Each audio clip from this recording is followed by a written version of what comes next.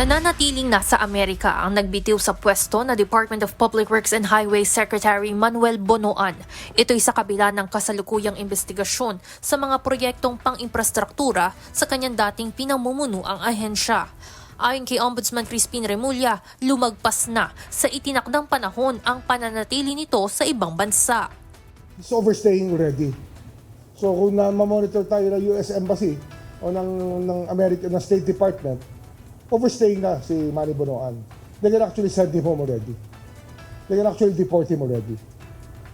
Kahit nag-apply siya ng extension of stay, pag hindi ginagrant yan, technically pwede siya pong sipain pa uwi dito. Noong November 11, 2025, nagpaalam si Bonoan na pupunta ng US kasama ang kanyang asawa upang samahan ito na magpagamot. Ipinangako ng dating kalihim na babalik ito ng bansa December 17, 2025, ngunit hanggang ngayon ay hindi pa rin ito umuuwi.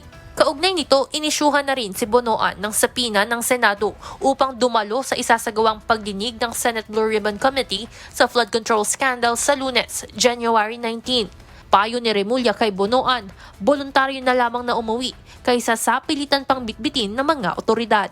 Samantala, bukod sa ibinunyag ni Senator Panfilo Lacson na tahasan umanong niloko ni Bonoan ang Pangulo dahil sa pagsusumite ng mga mali-maling grid coordinates ng flood control projects, sinigundahan rin ito ni Remulla matapos mapag-alamang ilan sa mga maling lokasyon na ito ay umikot sa unang distrito ng Bulacan. Pero nung tinitingnan namin yung 421 ghosts, marami talaga improbable. Kaya alam namin, nanggaling din sa First District Bulacan yung coordinates na binago para yan ang mangyari. So, it's Secretary Bonoan or the people within the First Engineering District of Bulacan who did it.